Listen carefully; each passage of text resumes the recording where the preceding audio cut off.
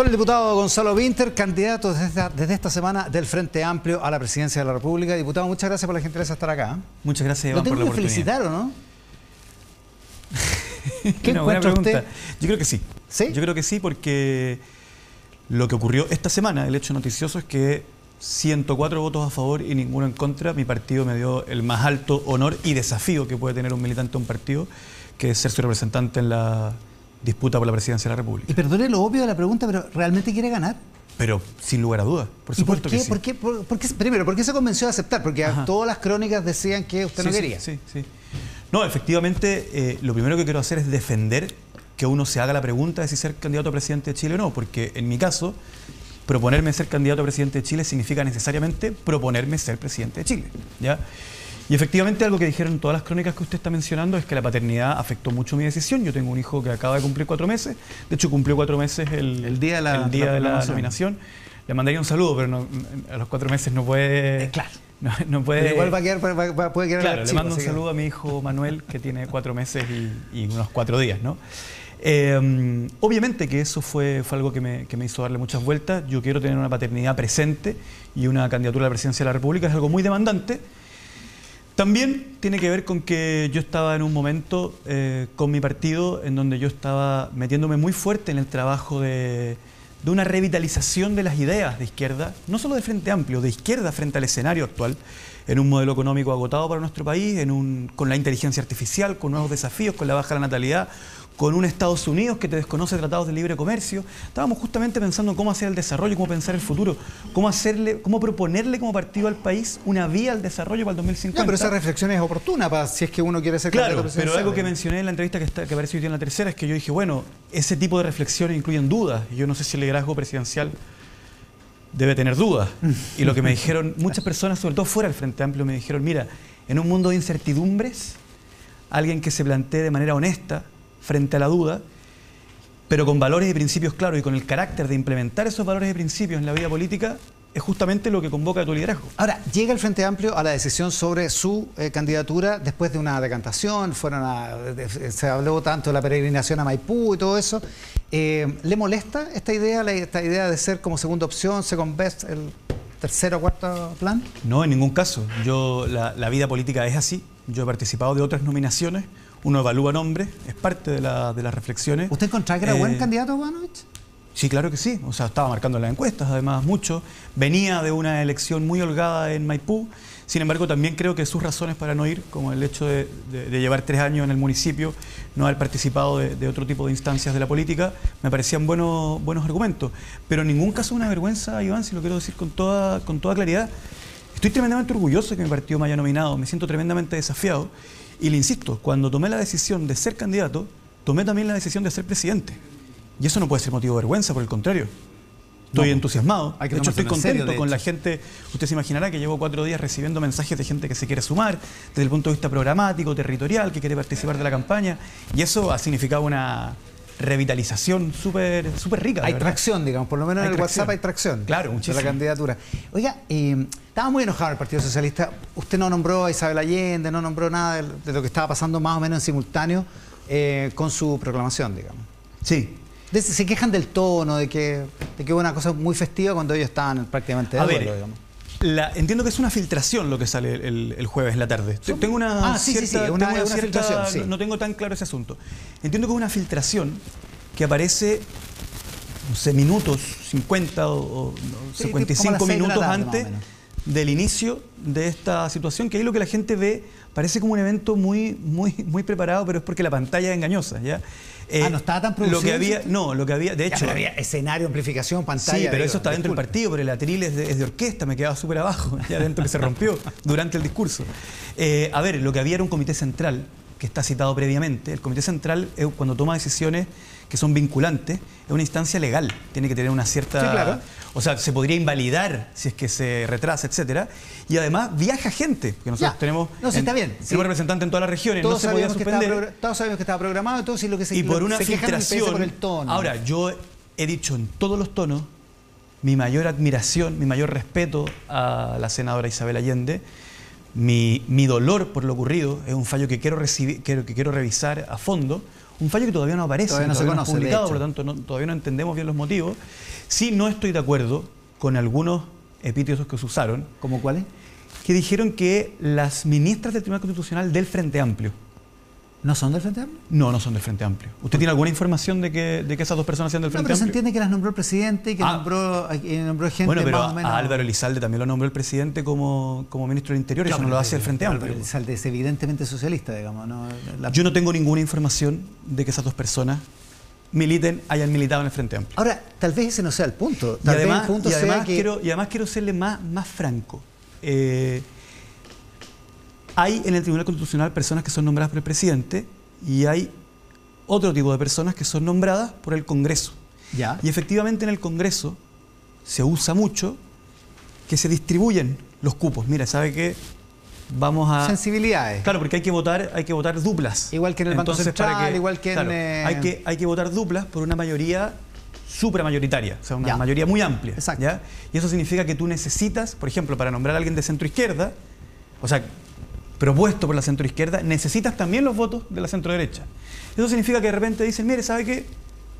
¿A quién propone tu partido para la dupla? ¿A quién propone mi partido? Bueno, esas dos personas no es el caso. No, porque fueron nombradas por el presidente. Y no hay ningún antecedente que yo conozca que estas dos personas son del Frente Amplio. La pregunta es si no es un poco obscena esta discusión, digamos, porque se entiende que aunque sean nombrados porque tienen una cierta sensibilidad, aunque sean nombrados en virtud de un acuerdo, en el caso de los que son nombrados por el Congreso, aunque sean nombrados incluso por el presidente, los ministros tienen que tener el deber de ingratitud, digamos. O sea, no pueden responder en la su discusión juicio. En general sobre todo el asunto de la fallida compra de la casa del presidente Allende, no tiene nada obsceno. El detalle en particular por el cual usted me pregunta, a eso me refiero. Efectivamente lo tiene, porque el debate debiera ser usted falló o no falló acorde a derecho. Cuando uno se queja con un juez, de lo que se debería quejar es usted no ha respetado el derecho. Sí, o estoy en desacuerdo con su criterio jurídico. Claro, no estoy en desacuerdo porque usted tendría que votar a favor de la senadora. Por eso, la respuesta está contenida en su pregunta, pero quiero aclarar que no me refiero al debate en general y al dolor que nos causa para quienes admiramos a Isabel Allende, para quienes admiramos al Partido Socialista, para quienes inclusive, si me permite ir más allá, nos sentimos de algún modo, en un sentido muy amplio, parte de la familia socialista chilena. No del partido, pero sí de la gran familia socialista chilena. Ah, estamos en plan de abuenarnos, veo. Yo en todo caso, por supuesto. O sea, ¿por qué no voy a querer estar en buena con el Partido Socialista? Todo lo contrario. ¿Le entiende al Partido Socialista el enojo o encuentra que es una sobrereacción? Creo que hay un legítimo enojo con presidencia, con el gobierno, con las Express también, porque algunos de los funcionarios que señalan son de las Express, etcétera, porque todo esto debió haber sido mucho más cuidadoso. También entendería que haya un enojo con bienes nacionales, sin embargo, la ministra de Bienes Nacionales, que era del Frente Amplio, fue removida de su cargo. Ahora están pidiendo la cabeza de Francisca Moya, que es de la Secretaría General de la Presidencia. Pero sí entiendo que la destitución de Isabel Allende es algo extremadamente doloroso, porque inclusive lo es para mí también. ¿Usted está de acuerdo en que es un precedente grave, como dijo la portavoz del gobierno? Lo que pasa es que es algo muy inédito. Es algo muy inédito. No había pasado antes. Y además la aplicación de este artículo con tanto rigor es algo que, no sé, por ejemplo, ayer vi un reportaje, creo que es de Clinic, de hace unos 10 o 13 o 15 años, en donde mencionan todos los parlamentarios que tienen contratos con el gobierno. Reportaje que no tuvo impacto. Y el reportaje parte citando el artículo. Yo en esa época no me dedicaba, digamos, era un estudiante, de hecho no tomé conocimiento de ese reportaje, pero al parecer no generó ningún revuelo, por lo tanto sí es algo muy inédito. Yo no he leído el fallo, por lo tanto sería irresponsable de mi parte ponerme a comentarlo. Pero por eso mismo, la portavoz del gobierno y el vicepresidente de la República, Álvaro Elizalde, tampoco lo han leído, pero opinaron que era un precedente grave. Lo que parece curioso... A mí me parece extraño, me parece leí en parte la argumentación de la defensa de la senadora Allende y me hicieron sentido mucho de su argumento. Pero insisto, tengo que leer el fallo. Sí, no, es que lo pregunto por otra cosa. Si considera que es un precedente grave, se lo pregunto porque su sector acusó 2 veces constitucionalmente a un presidente de la República. O sea, digo, la idea de que la institucionalidad funciona y parte de las herramientas de la institucionalidad es destituir personas de sus cargos, supongo que no será una idea tan extraña para usted, digamos. Lo que pasa es que lo que ellos están hablando es de la interpretación de la ley, o de la interpretación del texto de la letra de la Constitución específicamente. No de si es legítimo o ilegítimo que acorde a derecho se destituyan a través de los mecanismos preestablecidos autoridades electas. Lo que pasa es que decir que es un precedente grave da la impresión de que... No creo que la vocera Aysén Echeverry esté diciendo que lo que hizo el Tribunal Constitucional, o sea, que el Tribunal Constitucional no está habilitado para destituir autoridades electas. Lo que pasa es que si el problema es que la vocera Gracias por el verbo destituir. Por favor. Si lo que estamos diciendo es que la portavoz lo que quería decir en realidad es que hay un mal precedente porque se interpretó de manera incorrecta la ley, ahí sí que estamos en problema. Lo que pasa es que... O sea, estamos haciendo la exégesis de la portavoz, pero... Sin conocer el fallo. Por eso le pregunto, si usted está de acuerdo con la idea de que esto es un precedente grave. Yo creo que son preguntas para la vocera, y sin pues conocer el fallo, no me parece que entremos usted y yo en un debate jurídico sobre un fallo que no existe o que no conocemos. Si lo mío no es jurídico, lo mío es comunicacional. Yo le estoy preguntando porque el gobierno dice que esto es un precedente grave y parece una cuestión que todavía no ha sido aclarada, digamos. ¿Qué significa exactamente? Quiero conocer el fallo. A mí me causó dolor la destitución, me causó impacto, pero quiero conocer el fallo. Ya. Y cuando conozca el fallo, si quiere me comprometo a venir para acá y darle mis opiniones jurídicas, porque también soy abogado. Así que... Es abogado, efectivamente. Ahora, si viene para acá, igual vamos a hablar de su candidatura. Empecemos a hablar de su candidatura mejor. Ya. Oiga, ¿quién encana mejor? Cuando salga el fallo, vengo para acá a hablar de mi candidatura y compensamos. Oiga, ¿quién encana mejor la continuidad del gobierno? ¿Usted, Carolina Toá, Janet Jara? Es una muy buena pregunta. Gracias. Yo me siento orgulloso de este gobierno. Yo me siento orgulloso de cómo este gobierno primero armó coalición ex post ser electo, cosa que era inédita en nuestra democracia, que es muy difícil.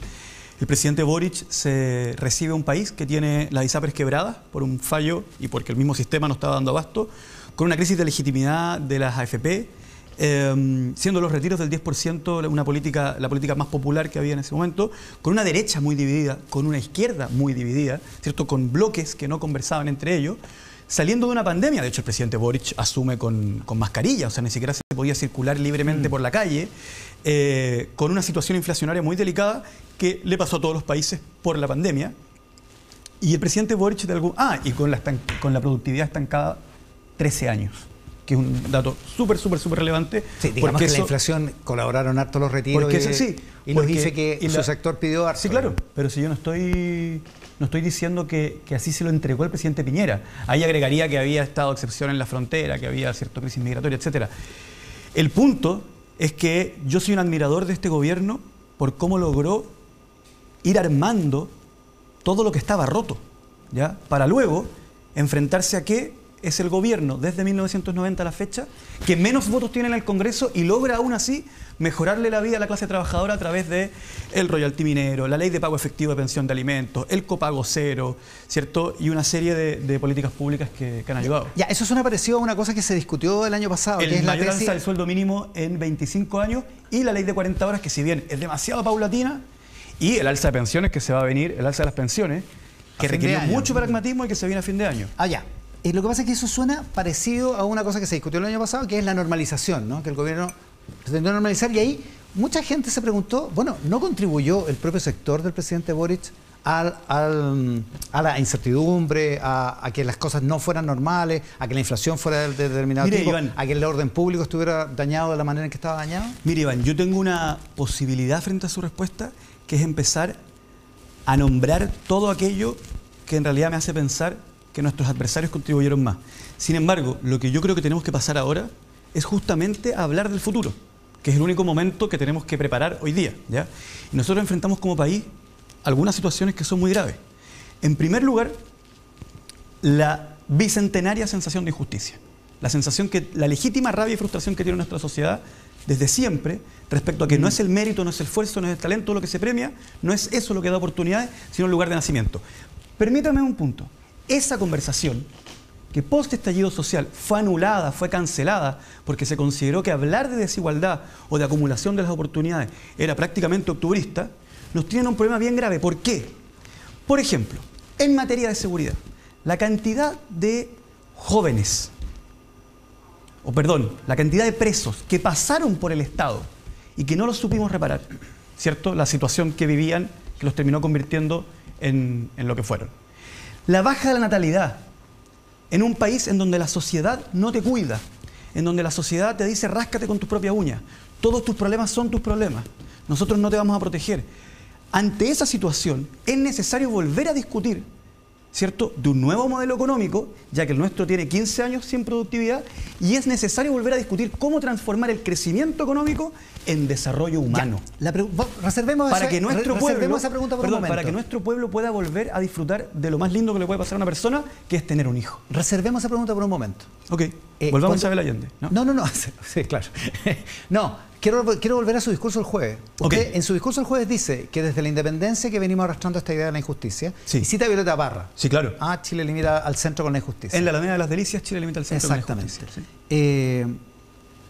Efectivamente, antes del estallido social, se impuso un relato que es discutible respecto de que Chile era prácticamente el país más desigual del mundo. Lo que suena por simpatía con la idea de la injusticia. Cuando usted pone ese énfasis, y lo vuelve a poner ahora en esta entrevista, el énfasis en la injusticia, el énfasis en que el modelo económico no está resolviendo ese problema, es que volvemos al 2021 a las ideas que la candidatura del presidente Boric llevaba adelante en ese momento. A ver, yo creo que mi discurso, si usted lo analiza, yo creo que es una profundización y una, por decirlo de alguna forma, voy a ser quizá un poquito fresco, pero es por el paso del tiempo, no por mí, una sofisticación de cierta idea. Vamos por partes, ¿ok? En primer lugar, respecto del modelo económico. Eso no solamente se trata de la injusticia, se trata de que nuestro modelo económico rindió frutos, ¿ya? Pero hoy día no lo está rindiendo. Particularmente desde la productividad. Desde el punto de vista de la productividad, que creo que es el elemento central que deberíamos estar discutiendo en el futuro. Mi opinión y mi propuesta de futuro es que necesitamos un modelo económico que en donde en primer lugar el Estado sea el que lidere una estrategia nacional de desarrollo. Que en segundo lugar se ponga como meta la diversificación de nuestra industria, sobre todo, ojo con la guerra comercial. No podemos tener todos los huevos en la misma canasta.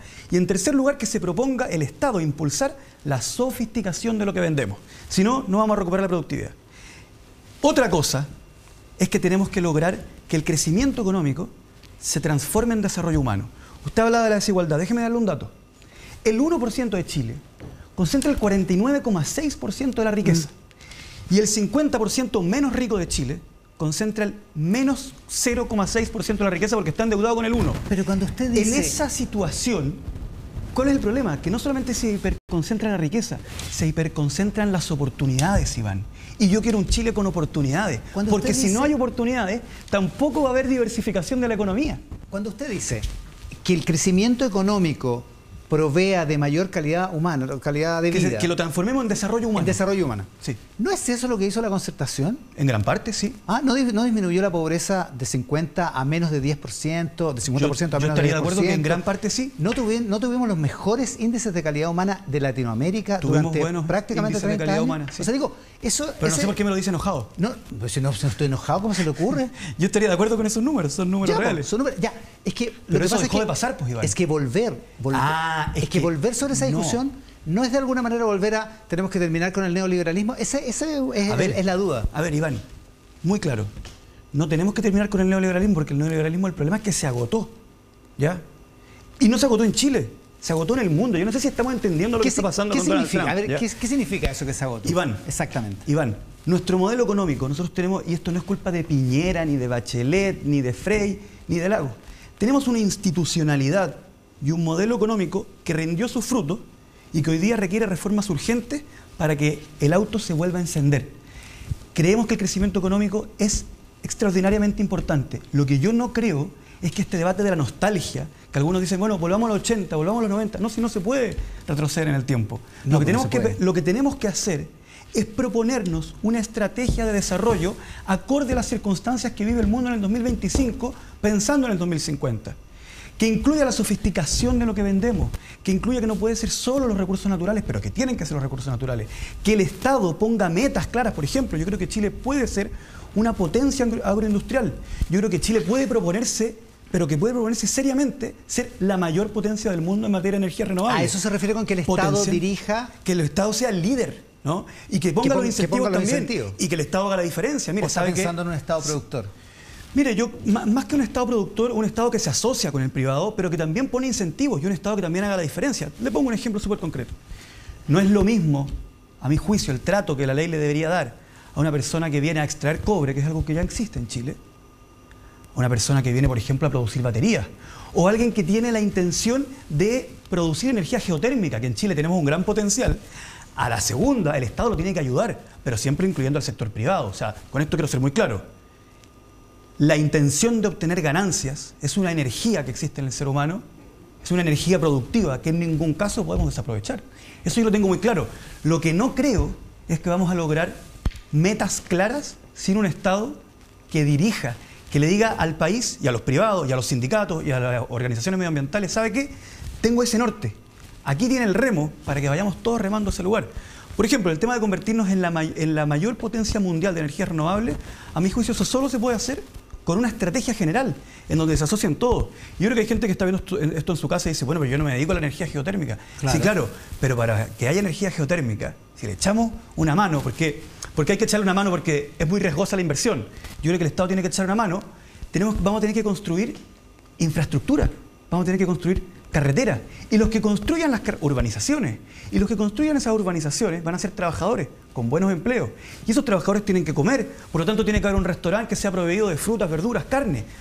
A eso me refiero con poner la economía. En un gobierno suyo vamos a construir por la vía de, por ejemplo, vamos a construir líneas de transmisión energética o carreteras. ¿Las vamos a construir con concesiones o las va a construir el Estado? Van a haber concesiones, ¿Sí? Van a haber concesiones, pero yo no voy a poner las concesiones como un principio ético, sino que lo voy a analizar desde el punto de vista económico. Hay algunas áreas de la economía en que necesitas al privado porque tiene el know-how, porque son empresas, y hay algunas áreas de la economía en donde queremos inversión extranjera, otras áreas de la economía en que queremos una asociación, otras áreas de la economía en donde queremos promover los encadenamientos productivos, que es algo extraordinariamente importante, ¿cierto? Lo que pasa es que a veces esos encadenamientos productivos no resultan, como lo de las baterías de litio, que es un gran sueño, pero no... Sí, pero mi punto con las baterías de litio es que yo propongo un Estado que haga la diferencia, ¿no? ¿En qué sentido? Mire, a mí algo que me pasa con la derecha es que plantea los bajos impuestos como un principio a secas, ¿ya? Como eso nos va a llevar al desarrollo así sin más. Yo digo, no, cuidado. Depende. Va a estar bueno el debate cuando se... Depende qué área de la economía, depende qué queremos incentivar. Por ejemplo, en un área de la economía que en Chile está súper desarrollada, bueno, y donde, por ejemplo, es Chile el que pone el principal recurso, como es el caso del cobre, yo tendría una posición impositiva que es distinta a un área de la economía en donde Chile no tiene una industria. O por ejemplo, en materia de startups. De hecho, el país lo tiene, se llama royalty. Por ejemplo. Usted lo acaba de reivindicar de nuevo. Por eso. O se lo pongo en otros términos. Cuando yo digo que el primer paso, que hay una estrategia liderada por el Estado. Segundo paso, la diversificación de la industria. Tercer paso, sofisticar lo que producimos.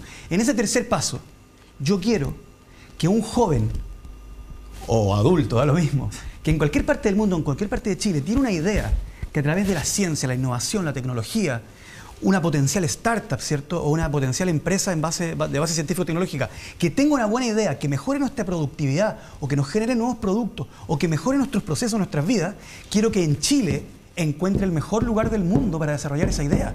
Entonces, yo cuando le aplique impuestos a esa persona, no se los voy a aplicar de la misma forma de una empresa que extrae nuestro cobre. Ya, ese podría ser el modelo. A propósito que mencionó el litio, que menciona esta idea de que las mismas ideas del 2021 ahora tienen... tienen... en el estudio, ¿no? Prendemos el aire acondicionado, tío. Prendan el aire acondicionado para el diputado, el candidato. Esta idea de que está un poco más sofisticada las mismas ideas del 2021. Probablemente le sacan en cara que el gobierno de Gabriel Boric quería tener una empresa nacional del litio y lo que ha terminado haciendo es un emprendimiento relacionado con una empresa privada. Además, una empresa privada que ustedes detestaban, como SQM. ¿Hay ahí un aprendizaje? ¿Es una renuncia? ¿Cómo lo ve usted? Perdón, yo creo que hay que hacer muchas aclaraciones respecto a su pregunta. En primer lugar, lo que nosotros detestamos es cuando funcionarios de SQM cometen delitos. Y eso no es una posición nuestra, es una posición del Código Penal, ¿ya? Entonces, si hay alguien en este estudio que quiere reivindicar la comisión de delitos por parte de Ponce Lerú o Rosende, etcétera, sobornar políticos, por ejemplo, ¿hay alguien? No hay nadie. Perfecto, entonces estamos todos de acuerdo en esa materia. Probablemente ¿ya? No hay nadie. Sigo.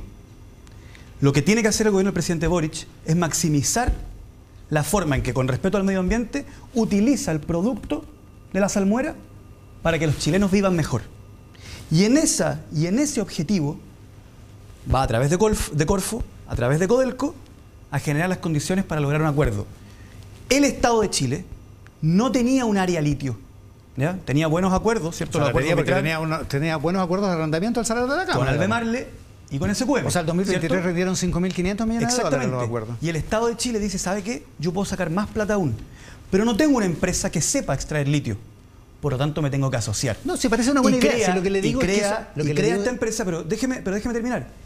El resultado de esto es que con el conocimiento acumulado durante décadas de SQM, el área litio de Codelco se va a terminar convirtiendo en una de las empresas de litio más grandes del mundo. Y luego de eso, el área litio de Codelco se va a convertir en la empresa nacional del litio. Por lo tanto, pero estamos contestes de que esta no era la idea del 2021. El 2021 lo que querían era una empresa estatal del litio. Eso va a existir, Iván.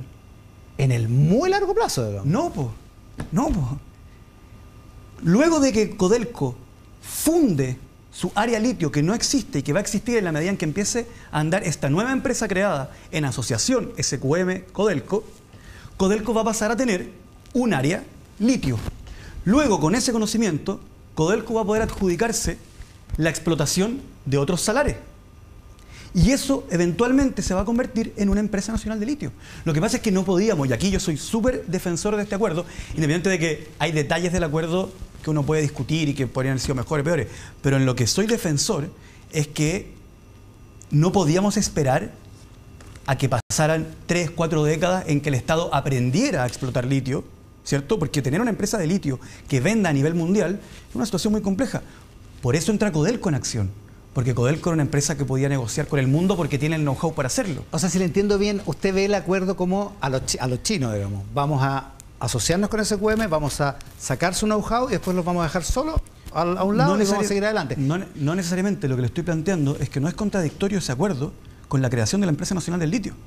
Por el contrario, es el mejor camino, o el camino que me parece más plausible. Pero no es lo mismo que pensaban en el 2021, o sea, a eso me refiero. No tengo claro cómo está establecido, pero a mí me parece que este es el camino más plausible, más real, para llegar a tener una empresa nacional de litio. Porque, Iván, claro, yo puedo escribir en un papel que diga, créase la empresa nacional del litio. Y lo firmo, presidente de la República. Pero eso no es una empresa nacional del litio. Bueno, pero eso es un papel. Lo que está creando este política nacional del litio es una empresa que efectivamente va a ser propiedad del Estado y que efectivamente va a explotar litio. No sé, me parece y que muy bien. Las ganancias de esa empresa efectivamente se van a convertir en vacunas, en semáforos, en atención en el CEFAM, en sueldos de médicos que puedan operar a la persona que está viendo esto hoy día y que está esperando que lo llamen para decirle que la operación que lleva 5 años esperando se va a realizar. Ya. ¿Qué es de lo que se trata todo esto, Iván? Puede ser, lo que pasa es que también... Que se convierta en viviendas sociales dignas para que la gente de mi edad pueda tener hijos y tenga un lugar en el departamento donde poner a esos hijos. Lo que pasa es que una cosa es la herramienta y otra cosa es el resultado. Si son cosas distintas. Como le dije, el 2023, sin asociación con Codelco, esto le reportó 5.500 millones de dólares al fisco. ¿Y usted cree que esta asociación con SQM nos va a reportar menos? No. Ojalá reporte más, digamos. Además, obviamente depende de los precios del cobre. Oiga, a propósito de eso. Del litio, perdón. El cambio del modelo económico. ¿Cómo conversa con lo que piensan los chilenos? En toda la discusión de las AFP, usted en el discurso, de hecho, el jueves, dice una cosa sobre las AFP, dice que las transnacionales, que no saben quién es Felipe Camiroaga, que no cachan a Don Francisco... No, claro, si son de Delaware, de Nueva Jersey, de Nueva York y de las Islas Vírgenes Británicas. Ya, es que medio suena un poco hostil con la inversión extranjera. ¿Usted realmente quiere inversión extranjera? Sí, claro que sí. Pero en función de una estrategia nacional de desarrollo que, digamos, distribuya la inversión de una manera en que creamos que se puede convertir en desarrollo humano. Pero quiero ser muy claro con algo. Lo que yo dije, y lo quiero volver a decir, es que aquí hubo una mentira. ¿Cuál? Durante 1 año y medio, 2 años, se invirtieron millones y millones y millones de dólares en publicidad que aparecía en casi todos los canales de televisión, en casi todos los portales web de Chile, que era financiado por la Asociación de AFP, ¿sí? Que incluye no a las 7 AFP, sino a 6 de las 7. ¿Ya? Esas 6 no son chilenas. Y lo que nos dijeron era que por lo que ellos estaban luchando, varias de ellas, que el único objetivo de su lucha era que estaban muy preocupados por la pensión de tu abuela, de mi abuela y de los adultos mayores que están mirando esto. Pucha, mi abuela. Lo que yo planteo es que eso no es cierto. La Asociación de AFP, desde Delaware, desde Nueva Jersey, desde Islas Vírgenes Británicas, desde Nueva York, no están preocupados de la pensión de nuestros abuelos. ¿No? No, para nada.